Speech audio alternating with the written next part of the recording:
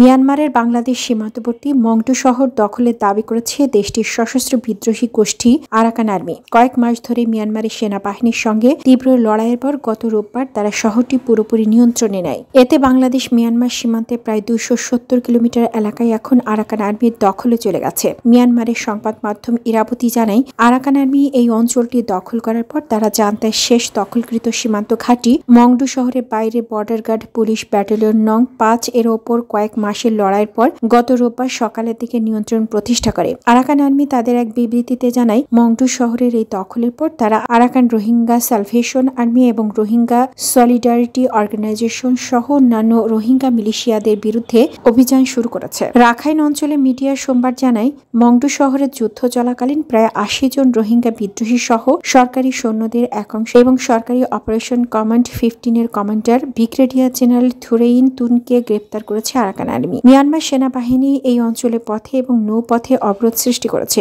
ফলে আন্তর্জাতিক মানবিক সহায়তা, খাদ্য, জ্বালানি ও ওষুধ সরবরাহে বড় বাধা সৃষ্টি হয়েছে। ইরাবতী জানায়, বর্তমানে আরাকান আর্মি দক্ষিণ রাখাইনে গয়া, তাওগুব ও আন শহরের নিয়ন্ত্রণ নিতে যুদ্ধ করছে এবং তাদের এই অগ্রযাত্রা এখনো অব্যাহত রয়েছে।